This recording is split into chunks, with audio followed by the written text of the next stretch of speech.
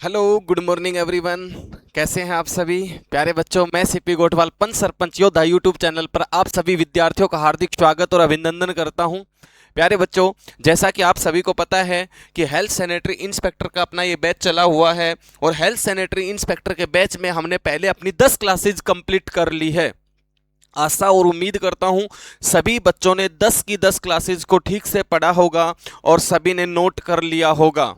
तो आज की क्लास में हम क्लास जो अपनी 10 के बाद 11 नंबर क्लास करवाने वाले हैं। मैं कई बार हर क्लास में बताता हूं कि जो बच्चा एचएसएससी के बैच की तैयारी कर रहा है, कौन से बैच की भाई, एचएसएससी के बैच की तैयारी कर रहा है, जो बच्चे ने अब की बार आईटीआई में दाखिला ले रखा है, आईटीआई में दाखिला ले रखा तो उस बच्चे का एग्जाम होंगे भाई जुलाई के आसपास। तो जिस बच्चे ने आईटीआई में दाखिला लिया है, जुलाई के बैच वाला बच्चा है, तो उस बच्चे को ये क्लासेस विशेष कर देखनी है। और आज की क्लास में सबसे मेन चीज मैं बता देता हूं, आज की क्लास में जितने भी क्वेश्चंस आएंगे सारे क्वेश्चंस है प्रीवियस ईयर, जो पहले एग्जाम में आ चुके हैं। आज की क्लास में पीछे की क्लास के कुछ क्वेश्चंस रिपीटेड भी हैं। वो रिपीटेड है इसलिए है कि वो क्वेश्चंस 2 से 3 बार रिपीट हुए हैं। तो जैसे ही क्वेश्चंस रिपीट हुए तो आज की क्लास में हमने रिपीट डाल दिया आप लोगों के लिए, ठीक है। तो ये ना समझे कि ये क्वेश्चन हमने पहले पढ़ा था तो सर ने दोबारा क्यों पढ़ाया। तो वो क्वेश्चन जो है कई बार एग्जाम में रिपीट हुआ है, तो मैं चाह रहा था क्यों ना आपको इस क्वेश्चन का बेनिफिट मिले और थोड़ा सा रिवीजन भी हो जाए आपका, ठीक है। 2-4 क्वेश्चन ऐसे मिलेंगे। तो जो बच्चा एचएसएससी की तैयारी कर रहा है, आईटीआई की तैयारी कर रहा है, आईटीआई में जिसने एडमिशन ले रखा है, जो डीएसएसबी की तैयारी के लगा हुआ है, डीएसएसबी वाले बच्चे ध्यान से सुनना भाई। एक भर्ती जो पेंडिंग थी उसके बारे में वीडियो बनाऊंगा, उसका रिजल्ट बन के तैयार है। पता नहीं डिपार्टमेंट क्यों रिजल्ट नहीं निकाल रहा, क्योंकि उस भर्ती पर केस हुआ था जिससे पहले वाली भर्ती है, ठीक है। उस भर्ती पर कोई गवर्नमेंट एम्प्लॉय था, उसने केस डाला था, उसकी पूरी डिटेल मैं आपसे साझा करूंगा, तो सारे बच्चे उसको भी देख लेना भाई, ठीक है। और जो बच्चा रेलवे की तैयारी करता है तो आज ये सभी क्लासेस जो है सभी मैंने बता दिया है, इन सभी पर बात करने वाले हैं। और हमारे जो बैच के अंदर जो इस सेट के अंदर है वो 20 क्वेश्चन रहने वाले हैं। मैं पहले भी बताता था, आज फिर से बताता हूं कि सभी बच्चों को एक चीज करनी है, एक नोटबुक लगा लेनी है। जो क्वेश्चन यहाँ पढ़ाया जाता है उस क्वेश्चन को नोट कर लेना है, ठीक है। समय नहीं खराब करेंगे, थोड़ा थोड़ा बता देता हूं। 2026-27-70 के लिए बिल्कुल ऑनलाइन क्लासेज हैं, फ्री क्लासेज आपके लिए। पीडीएफ नोट्स और अध्ययन सामग्री अभी नहीं है भाई, ये चीज अभी नहीं है अपने पास। अगर आपका कोई एग्जाम आता है, एचएसएससी का आता है, तो इस पर थोड़ा सा काम करेंगे और फिर आपके लिए लगाया जाएगा, ठीक है। साप्ताहिक टेस्ट सीरीज भी लगाई जाएगी। ये चीजें अभी आपके लिए नहीं है, इन चीजों पे काम करेंगे। रिस्पॉन्स अच्छा आता गया यूट्यूब से तो हम सभी आपके लिए दिन और रात लगा देंगे मेहनत करने के लिए, ठीक है भाई। आगे बात करें बेटा, ये एचएसआई का कोर्स जो हेल्थ सैनिटरी इंस्पेक्टर का कोर्स है, अभी एडमिशन चले हुए हैं। कोर्स करने के लिए आप मेरे से संपर्क कर सकते हैं। ये मेरा कॉन्टैक्ट नंबर है, मैं सीपी गोठवाल, ये मेरा नाम मैंने यहाँ मेंशन किया है, ठीक है बेटा। चलो आज की क्लास नंबर 11 का क्वेश्चन नंबर पहला स्क्रीन पर आ चुका है। क्वेश्चन को ठीक से पढ़ना है। क्वेश्चन ठीक पढ़ने के बाद एक चीज और बता देता हूं कि इस क्वेश्चन का हमने जो आंसर देना है उस आंसर के बारे में कुछ डिटेल में आपसे साझा करूंगा, ठीक है। नोट कर लेना भाई। क्वेश्चन है, निम्नलिखित में से कौन सी बीमारी डोट्स से संबंधित है। पहले तो आपको यह समझना होगा कि डोट्स होता क्या है। ये जो डोट्स मैंने लिखा है, ये डोट्स होता क्या है, ये भी समझना जरूरी है, आवश्यक है बेटा। ये जो डोट्स है, शाबाश, मैं ये क्वेश्चन पहले पढ़ा चुका जहां तक मुझे याद है। तो बताइए डोट्स है क्या, ठीक है। डोट्स की full form, what is the full form of dots, बताना है सभी को, शाबाश। चलो बेटा, निम्नलिखित में से कौन सी बीमारी डोट से संबंधित है। तो डोट से जो संबंधित है वो ट्यूबरक्लोसिस है। ट्यूबरक्लोसिस का मतलब आप सभी जानते होंगे, ये टीबी का ही नाम है। टीबी का जो है फुल फॉर्म है, हम टीबी शॉर्टकट में बोल देते हैं, ठीक है। तो जो डोट्स प्लान है वो टीबी पर काम करता है। बेटा डोट्स क्या है, डोट्स एक स्कीम है जिसके अंतर्गत अधिकारियों को काम करना पड़ता है। पहले मैं बताता हूं कि डोट्स की फुल फॉर्म क्या है, आपके सामने ये स्क्रीन पर है, देखो भाई, देखो ये इस क्वेश्चन का आंसर था। डोट्स, डोट्स की फुल फॉर्म होती है डायरेक्टली ऑब्जर्व्ड ट्रीटमेंट सोर्स, ठीक है। ये कोर्स है, ये क्या है बेटा, कोर्स। डोट्स एक कोर्स है, क्या बताया मैंने, डायरेक्टली ऑब्जर्व्ड ट्रीटमेंट सोर्स। इसका मतलब क्या है, इसका मतलब क्या है, सारे बच्चे ध्यान से सुनेंगे। यह एक कार्यक्रम है। डोट्स एक क्या है, कार्यक्रम है जो खास तौर पर टीबी, टीबी मतलब क्षय रोग, के इलाज के लिए WHO द्वारा लागू किया गया है। WHO ने, वर्ल्ड हेल्थ ऑर्गेनाइजेशन ने 6 रोग यानी टीबी के लिए एक कार्यक्रम लॉन्च किया था। उस कार्यक्रम को क्या बोलते हैं? डोट्स। डोट्स का काम क्या है ये मैंने मेंशन किया है। इसमें मरीज को दवा जो होती है ना, वो डॉक्टर यानी कि स्वास्थ्य कर्मी या डॉक्टर है ना, वो अपनी निगरानी में दवा देते हैं। क्या करते हैं बेटा कि भाई जिसको टीबी हुई है वो क्या करता है, मोस्टली कैंडिडेट ये सोचते हैं टीबी के कुछ दिन बाद जब वो दवाई लेता है तो ठीक फील करता है, और जब वो ठीक फील करता है ना तो एक गलती कर देता है, वो सोचता है कि मेरी टीबी ठीक हो गई, और वो दवाइयाँ क्या करता है महीने 2 महीने बाद वो छोड़ देता है।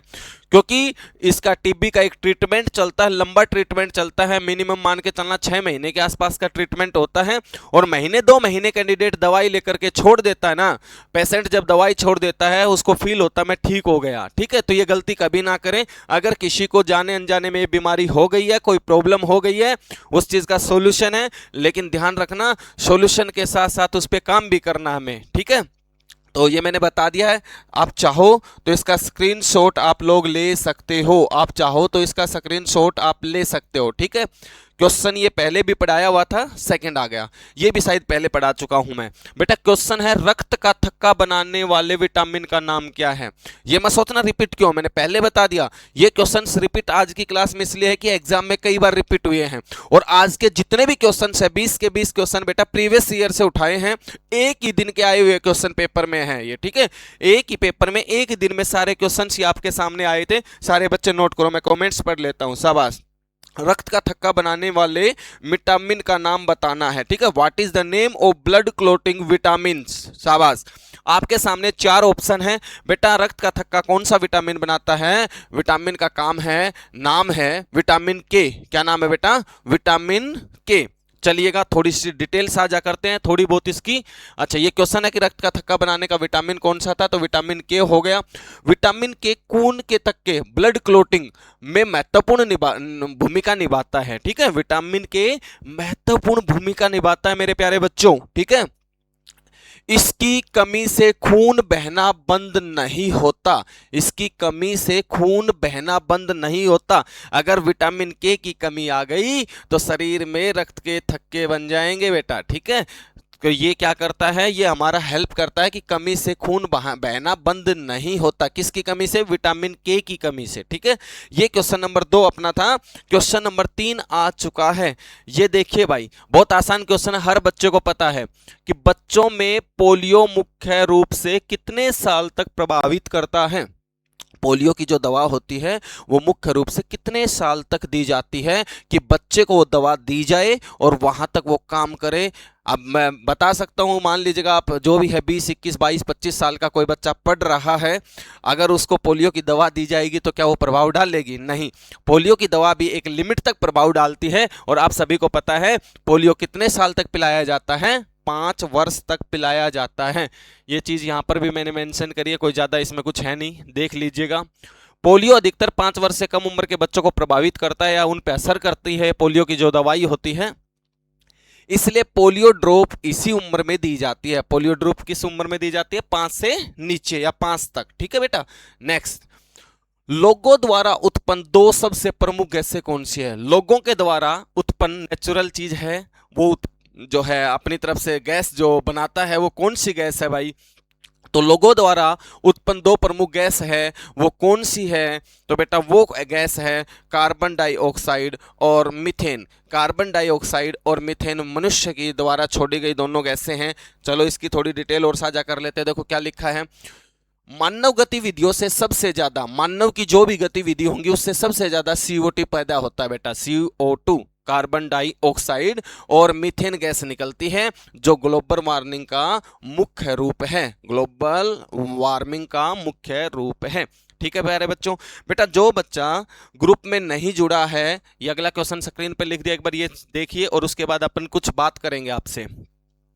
कौन सा उपभेद खसरे के टीके से संबंधित नहीं है? खसरा, मिजल्स, मिजल्स से संबंधित नहीं। बेटा यहां पर 4 ऑप्शन है, 4 ऑप्शन में से 3 ऑप्शन ऐसे हैं जिनका सीधा सा संबंध मिजल्स से है, खसरा से है, ठीक है। लेकिन एक ऑप्शन ऐसा है जिसका खसरा से कोई लेना देना नहीं है, वही हमारा आंसर है। चलो, जो बच्चा अपने व्हाट्सएप ग्रुप में नहीं जुड़ा है उसको मैं अपना व्हाट्सएप ग्रुप नंबर दे रहा हूं, 94 85 52 52 72।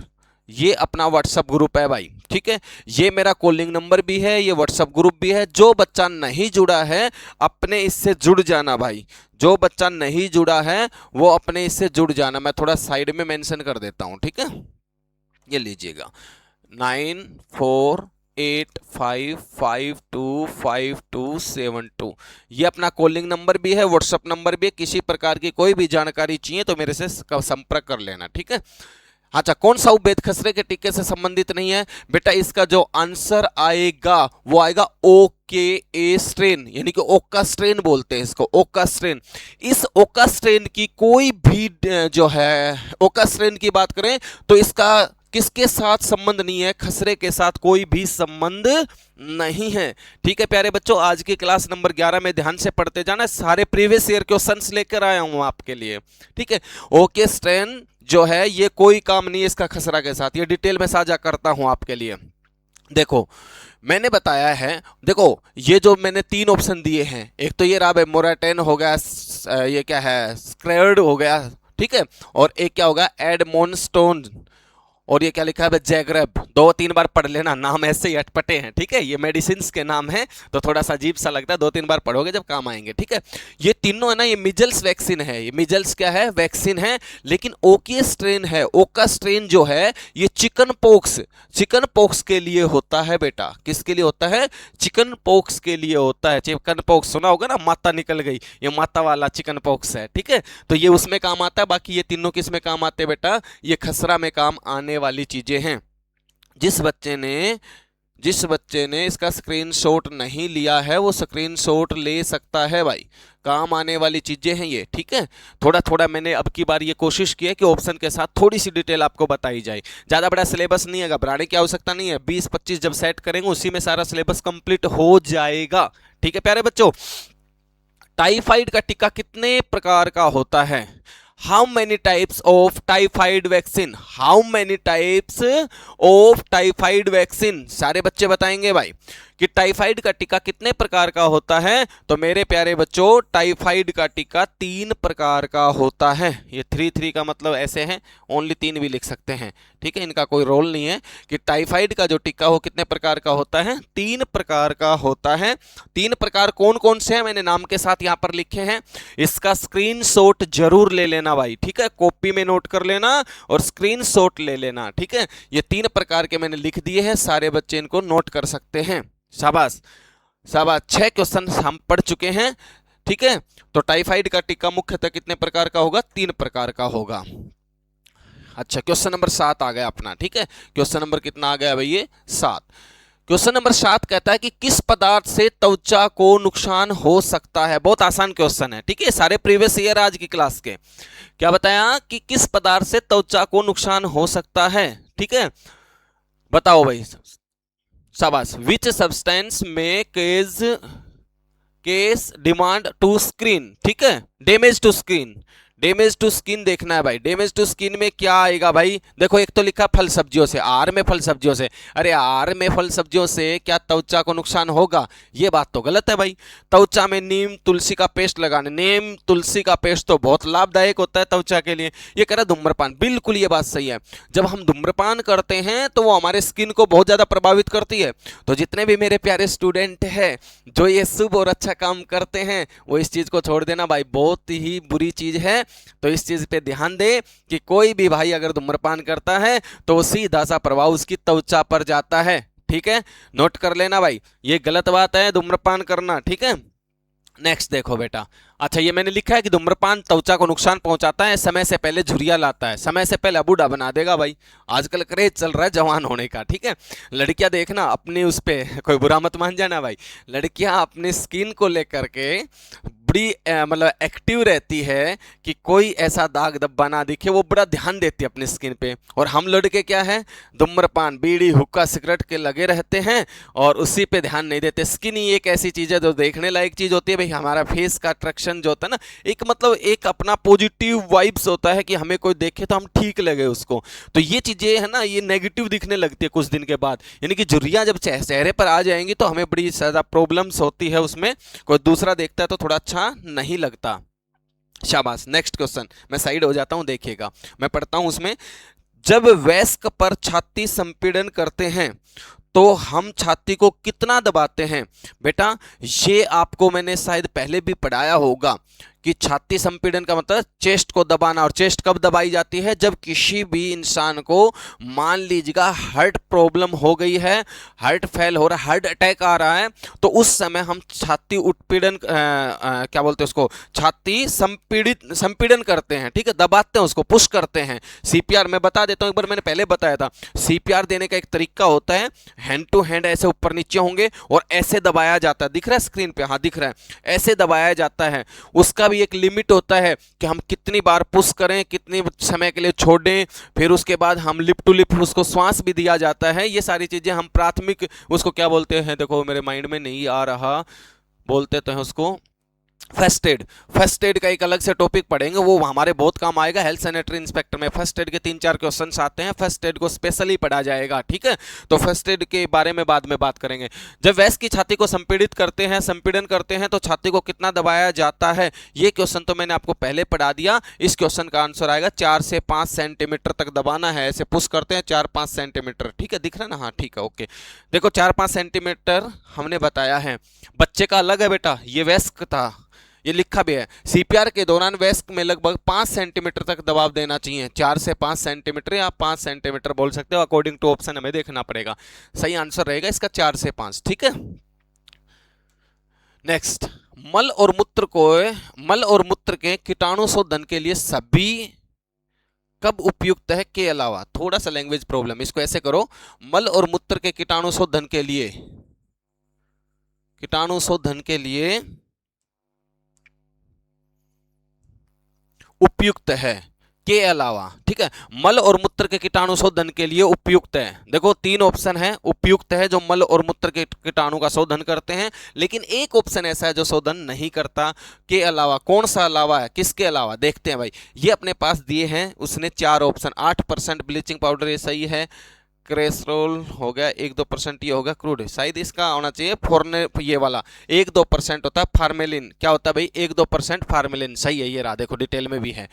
फॉर्मेलिन आमतौर पर क्या बोला है, स्पेसिमेन प्रिजर्वेशन के लिए होता है बेटा, स्पेसिमेन प्रिजर्वेशन के लिए होता है भाई। फॉर्मेलिन जो लिखा है ना ये होता है बेटा स्पेसिमेन प्रिजर्वेशन के लिए, ठीक है, प्रिजर्वेशन के लिए। और इसने इसमें यहां पर नोट भी किया है, ठीक है, ये यहां नोट किया है कि उपयुक्त नहीं होते। एक बार थोड़ा सा और लैंग्वेज का इश्यू था, एक बार देख लेते, कोई गलत तो नहीं पढ़ रहे अपन, ठीक है। मल और मूत्र के कीटाणु शोधन के लिए उपयुक्त है के अलावा, ठीक है ठीक है ठीक है, ओके ओके। इसका जो आंसर आएगा वो सी आंसर आएगा भाई, नोट कर लेना, सी आंसर आएगा। और जिसने स्क्रीनशॉट नहीं लिया है वो स्क्रीनशॉट इसका ले ले, ठीक है, इसका स्क्रीनशॉट ले ले भाई। ये काम की चीजें हैं, सारे प्रीवियस ईयर क्वेश्चंस आपके लिए लेकर आया हूं, नोट कर देना इनको, ठीक है। निम्नलिखित में से कौन सा पहला एंटीसेप्टिक और कीटाणुनाशक था? पहला एंटीसेप्टिक कीटाणुनाशक पूछा है हमसे, सारे बच्चे ध्यान से आंसर देंगे। एल्कोहल, आयोडीन, फिनोल और क्लोरीन। ये बेटा फिनोल, ठीक है, इसका आंसर जो बनेगा फिनोल बनेगा। थोड़ी सी डिटेल पढ़ लेते हैं। फिनोल का उपयोग सबसे पहले जोसेफ लिस्टर ने किया था भाई। सबसे पहले किसने किया था? फिनोल का उपयोग जो किया था या प्रयोग किया था वो जोसेफ लिस्टर ने किया था। सर्जरी में किया था बेटा, सर्जरी में। किस में यूज किया था उसने? सर्जरी में यूज किया था। तो स्क्रीनशॉट नहीं लिया तो ले सकते हैं, इस क्वेश्चन का आंसर ये आएगा, ठीक है, एंटीसेप्टिक और कीटाणु शोधन। नेक्स्ट, पुरुषों में हीमोग्लोबिन की सामान्य सीमा क्या है? सभी को पता है यार, पुरुषों में हीमोग्लोबिन की सामान्य सीमा क्या है? प्रीवियस ईयर आज का एक भी क्वेश्चन अपने आप से नहीं है, किसी बुक से नहीं उठाया गया, सारे प्रीवियस ईयर क्वेश्चंस है। जो बच्चे आईटीआई में अब की बार एडमिशन है वो बच्चे भी इन चीजों को ध्यान से पढ़ेंगे, और जो बच्चे कंपटीशन की तैयारी करते हैं वो भी इस चीज को ध्यान से पढ़ेंगे। तो पुरुषों के अंदर जो हीमोग्लोबिन रहता है वो 13 से 17 ग्राम रहता है, 13 से 17 ग्राम। ठीक है, ये थोड़ा सा हो सकता है डिटेल में कुछ, लेकिन नॉर्मल ही है, यही पुरुषों में सामान्यतः हीमोग्लोबिन स्तर होता है 13 से 17 ग्राम होता है। नेक्स्ट, कवर बैंडेड के लिए क्या आवश्यक है? कवर बैंडेड, ध्यान से पढ़ना है, इस क्वेश्चन को ध्यान से पढ़ना है। कवर बैंडेड के लिए क्या आवश्यक है? बेटा कवर बैंडेड के लिए क्या आवश्यक है? यह 1 वर्ष से अधिक पुराना नहीं होना चाहिए। ना बेटा, ये गलत है, ये गलत है, ये गलत है। ठीक है, चलो सेकंड ऑप्शन देखते हैं। यह किसी भी तरल पदार्थ को अवशोषित नहीं करना चाहिए, यह भी गलत है। कवर बैंडेड के लिए क्या आवश्यक? कवर बैंडेड जो होती है वो क्या काम करती है, कहाँ उसके लिए सही आवश्यक रहेगी? यह जीवाणु मुक्त नहीं होना चाहिए, हाँ यह जीवाणु मुक्त होना चाहिए। देखो बेटा, कवर बैंडेड जो बैंडेड की जाती है, कवर बैंडेड जो होती है उसकी एक वो बताना है कि यूज करें तो हम कैसे यूज करेंगे, तो याद रखना वह जीवाणु मुक्त होना चाहिए। वह क्या होना चाहिए बेटा? जीवाणु मुक्त होना चाहिए कवर बैंडेड। ठीक है, तो जिस बच्चे ने स्क्रीनशॉट नहीं लिया है, नोट नहीं किया है, वो नोट कर लीजिएगा इसको। नेक्स्ट, अच्छा ये लिखा हुआ है बैंडेड का स्टेराइन जीवाणु मुक्त होना चाहिए, होना जरूरी है ताकि संक्रमण न फैले। कोई ज्यादा विशेष डिटेल नहीं लगाई आज टाइपिस्ट ने, कल से थोड़ी और ज्यादा डिटेल लगवाएंगे, जब अगली क्लास आएगी ना ज्यादा डिटेल लगवाएंगे। ठीक है, अच्छा भाई, बहुत बच्चे स्पोर्ट बहुत करते हैं, मैं देखता हूँ मेरे स्टेटस बहुत बच्चे लगाए रखते हैं। ठीक है, कई हजारों में कॉन्टेक्ट नंबर है, और मैं देखता हूँ सभी के, मैं मोस्टली बच्चों के जब भी कोई मेरा वो लगाता है स्टेटस, मैं उसको लाइक भी करता हूँ। ध्यान से सुना, मैं उसके लिए क्षमा चाहूँगा अगर मैं रिप्लाई नहीं दे पाता, कोशिश करेंगे आगे से हम रिप्लाई भी दें। ठीक है, मोंटी शाहबाद से हैं, बहुत अच्छा बच्चा है, बहुत अच्छा कोऑपरेटिव बंदा है, बहुत स्टेटस लगाता है हमारे। ठीक है, एक और कई सारे हैं, नाम मेरे को याद नहीं आ रहा, बहुत लड़कियों ने भी हमारे स्टेटस लगाए हैं। ठीक है, अगली वीडियो में मैं नाम लूंगा, अब अगली वीडियो में नोट करके लेके आऊंगा कि कौन कौन बच्चा हमें सपोर्ट और कोऑपरेट करता है। ठीक है, अगली वीडियो में जरूर नाम लेके मैं आपको बताऊंगा। निम्नलिखित में से कौन सी विधि वीब्रियो कोलेरी है? वीब्रियो कोलेरी, शाबाश, अच्छा नहीं नहीं, वीब्रियो कोलेरी नष्ट नहीं करती है, ये है बेटा, एक विधि है बेटा, ये विधियों के नाम है, ये 4 विधियों के नाम है। क्वेश्चन को पढ़ा करो, लैंग्वेज को समझो कि निम्नलिखित में से कौन सी विधि, इतना पढ़ो। वीब्रियो कोलेरी को नष्ट नहीं करती है, वीब्रियो कोलेरी को नष्ट नहीं कर सकती है, नहीं करती है, बताओ ऐसी कौन सी विधि? वीब्रियो कोलेरी एक जीवाणु का नाम है, एक प्रकार से ये समझ लीजिएगा। जो हेज्जा होता है ना, वो वीब्रियो कोलेरी से होता है, हेज्जा बीमारी। ठीक है, तो वीब्रियो कोलेरी को नष्ट नहीं करती ऐसी कौन सी चीज है?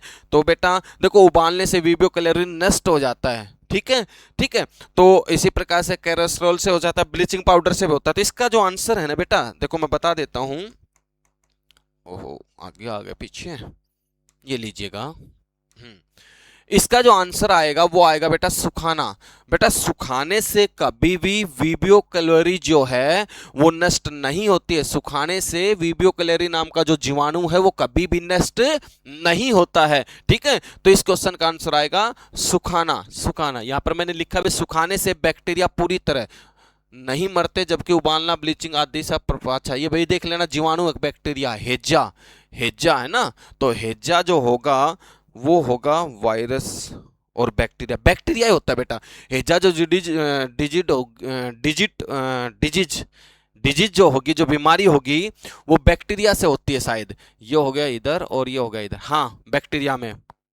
ठीक है, बैक्टीरिया, बैक्टीरिया बीमारी है बेटा, ये मैं थोड़ा बता देता हूँ। वीब्रियो कोलेरी एक बैक्टीरिया है जो कि हमारे साथ है, जो हमारे हेज्जा होता है। ठीक है, सुखाने से बैक्टीरिया पूरी तरह नहीं मरते हैं, जबकि उबालना, ब्लीचिंग आदि प्रभावी है। ठीक है, इसको नोट कर लेना। नेक्स्ट देखो, निम्नलिखित में से सभी अपशिष्ट पीली श्रेणी में वर्गीकृत किए गए सिवाय, 4 ऑप्शन है जिनमें से 3 ऑप्शन पीली कैटेगरी में आते हैं, येलो कैटेगरी में आते हैं, लेकिन एक ऑप्शन ऐसा है जो येलो कैटेगरी में नहीं आता, येलो कैटेगरी में नहीं आता। इसका आंसर आएगा बेटा ए, अंतःशिरा ट्यूब और सेट। अंतःशिरा ट्यूब और सेट क्यों आंसर आएगा ये नोट कर लो। देखो यहां पर मैंने लिखा है ये रेड कैटेगरी में आता है, ठीक है। अनसिरा जो है ना ट्यूब, ये रेड कैटेगरी में आता है। येलो में तो क्या लिखा, बायोमेडिकल वेस्ट आते हैं। बायोमेडिकल वेस्ट यानी कि दवाइयां और खून आदि आते हैं भाई। येलो में क्या आता है भाई, बायोमेडिकल वेट्स आते हैं, और बायोमेडिकल वेट्स के साथ साथ दवाइयां खून, हम ब्रैकेट में लिख भी दिया है मैंने, ये आते हैं, ठीक है।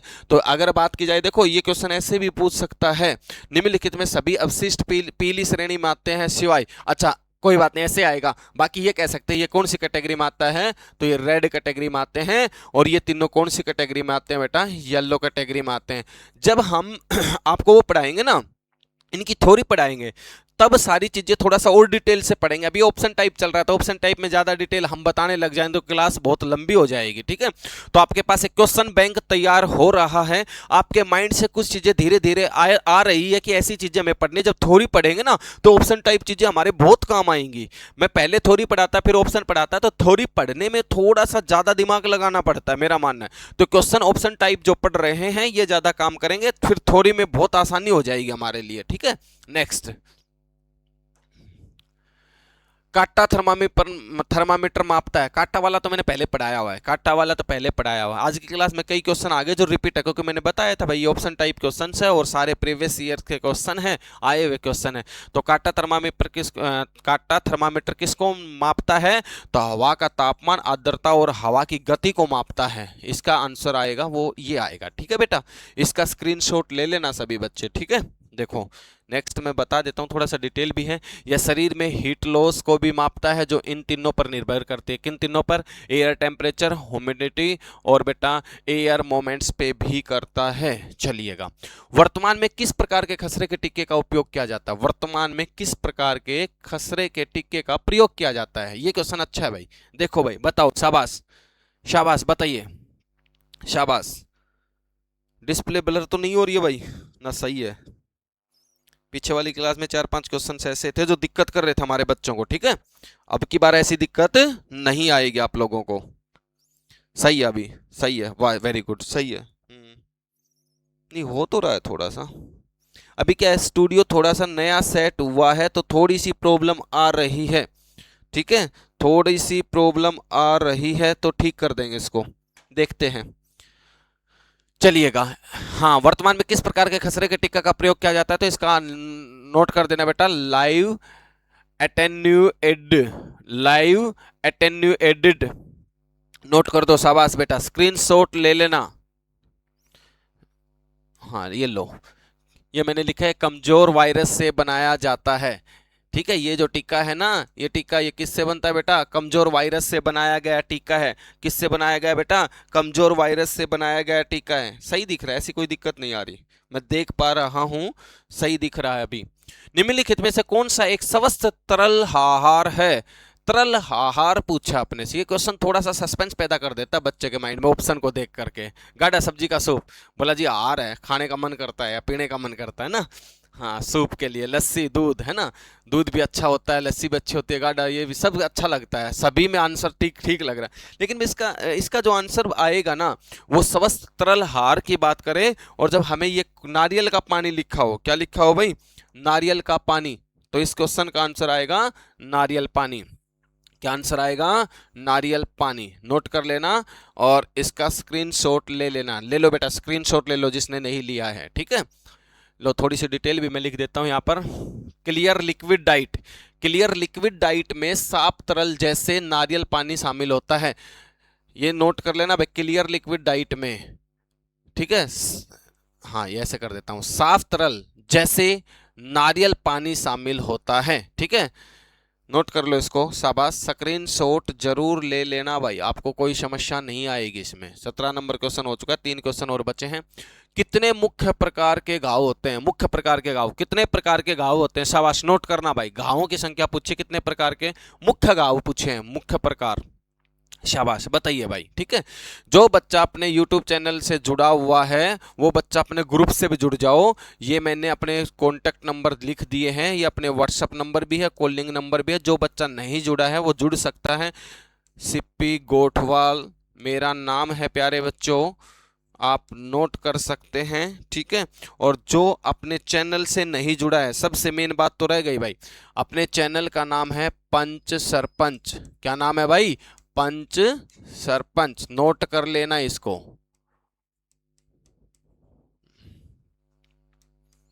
पंच सरपंच योद्धा। जो बच्चा नहीं जुड़ा है वो ध्यान से सुन लेना, वो बच्चा अपने चैनल को सब्सक्राइब, फॉलो और शेयर जरूर कर देना, ठीक है। जितना हो उसके सब्सक्राइब कर करके उसको शेयर करना और बेल आइकन दबाना ना भूले, ठीक है। चलिएगा नेक्स्ट देखते हैं। अच्छा, ये क्वेश्चन का आंसर नहीं दिया तो बेटा घाव होते हैं वो 3 प्रकार के होते हैं। घाव कितने प्रकार के होते हैं? 3 प्रकार के होते हैं। 3 प्रकारों के नाम भी मैंने लिखे हैं, आप इनका क्या करना है, स्क्रीनशॉट ले लेना है। घाव मुख्यतः 3 प्रकार के होते हैं, इनका स्क्रीनशॉट ले लीजिएगा। शाबाश बेटा। इनसाइडेड, लेसरेटेड और पेंचर, ये 3 प्रकार के घाव होते हैं। आपने अगर स्क्रीनशॉट नहीं लिया है तो स्क्रीनशॉट इसका ले लें, ठीक है। नेक्स्ट आता है क्वेश्चन नंबर 19। टीका देते समय निम्नलिखित में से किसे जांचना चाहिए? जब हम टीका दे रहे हैं, इंजेक्शन लगा रहे हैं, तो निम्न में से क्या चीज की जांच करनी चाहिए, क्या उस समय ठीक रहता है, ये देखना बेटा। यदि त्वचा साफ है तो आगे की सफाई आवश्यक नहीं है। वो कह रहा है कि त्वचा साफ है तो अंदर क्या है, इस चीज की जरूरत नहीं है, या फिर टीके की आगे की सफाई की जरूरत नहीं है, ये बात तो गलत हो गई। ठीक से पढ़ो। बहुत छोटे बच्चों को छोड़कर सभी उम्र के बच्चों को सुई पर्याप्त रूप से लंबी होनी चाहिए, ये कोई बात नहीं हुई। किसी भी वैक्सीन के संचालन से पहले त्वचा को कीटाणु रहित किया जाना चाहिए, ठीक है। केवल दृष्टिगोचर रूप से, ये सही है बेटा। किसी भी वैक्सीन के संचालन से पहले त्वचा को कीटाणु रहित किया जाना चाहिए, ठीक है, कीटाणु रहित किया जाना चाहिए। अरे अरे ये क्या है भाई? अब केवल दृष्टिगोचर रूप से गंदी त्वचा को साबुन और पानी से धोने की आवश्यकता है, ये क्या लिखा? अगर त्वचा साफ है तो अतिरिक्त सफाई जरूरी नहीं, सिर्फ गंदी त्वचा को धोना चाहिए। ये कैसे है भाई? Only visible dirty skin need to be washed and the soap and water. इसका जो ऑप्शन आंसर वहां लगाया है, वहां तो ऐसा ऑप्शन नहीं है। किसी प्रकार वैक्सीन के संचालन से पहले त्वचा का कीटाणु रहित किया जाना चाहिए, ये बात भी सही है। बहुत छोटे बच्चों को छोड़कर ये भी, चलो चलो चलो चलो चलो भाई, इसका सी आंसर कर लो तुम लोग, ठीक है। सी सही है। उसका आंसर आगे जो लगाया, केवल दृष्टिगोचर रूप से गंदी त्वचा को साबुन और पानी से धोने की आवश्यकता होती है। अगर त्वचा साफ है तो अरे छोड़ो उसको, ये सही है। सी का आंसर क्लिक करें। अगर फिर भी अगर कोई मिस्टेक आती देखता हूं, क्योंकि सारे ऑप्शन थोड़े मिलते जुलते डाले, तो अगर कोई ऑप्शन में दिक्कत है तो चेक कर लेंगे, अगली बार बता दूंगा मैं आपको, ठीक है बेटा। नेक्स्ट, ये लो बेटा, आज की क्लास का लास्ट क्वेश्चन आ गया है। निम्नलिखित में से क्या एडिज मच्छर नहीं फैलाता? एडिज मच्छर क्या नहीं फैलाता, ये अपना क्वेश्चन है बेटा। चिकनगुनिया है, पीला बुखार है, डेंगू है, जापानी मस्तिष्क है। ये क्वेश्चन नंबर 20 आ गया है। सारे बच्चे इस क्वेश्चन का आंसर देंगे, कमेंट सेक्शन में लिखेंगे, ठीक है। कमेंट सेक्शन में लिखेंगे, सारे बच्चे नोट करो बेटा, शाबाश। ये 20 नंबर क्वेश्चन है, इसका हमने यहाँ पर लिख भी दिया है, ठीक है, सारी चीजें। तो बेटा जो एडिज मच्छर है वो क्या नहीं फैलाता? वो जापानी मस्तिष्क शोध जो है ये नहीं फैलाता। इसकी पूरी डिटेल मैंने यहाँ पर मेंशन कर दी है, ठीक है। ये नोट कर लीजिएगा, ठीक है, नोट कर लीजिएगा। इसका स्क्रीनशॉट अगर आपने नहीं लिया है तो आप इसका स्क्रीनशॉट भी ले सकते हैं, इसका स्क्रीनशॉट भी ले सकते हैं। मैं इसको साफ कर देता हूं, ये लो, ठीक है। इसका आंसर ये आएगा, ये इसकी डिटेल मैंने यहाँ पर नोट करवा दी है। तो आज की क्लास में अपन इतना ही करेंगे। आज की क्लास थोड़ा सा मैंने जल्दी करवाने की कोशिश की है, ठीक है, तो नोट कर लेना। आगे भी इसी प्रकार से सारी क्लासेज आएंगी। अब कोशिश ये रहेगी आगे जितनी भी क्लासेज आएंगी आप लोगों के लिए सारी क्लासेज जो है प्रीवियस ईयर के क्वेश्चंस मोस्टली आएंगे, ठीक है। तो ऑल द बेस्ट, आज के लिए इतना ही, थैंक यू। और अगर जिस बच्चे ने पंच सरपंच योद्धा यूट्यूब चैनल को सब्सक्राइब नहीं किया है तो प्लीज सब्सक्राइब कर करके बेल आइकन जरूर दबा लें। आज के लिए इतना ही, जय हिंद जय भारत।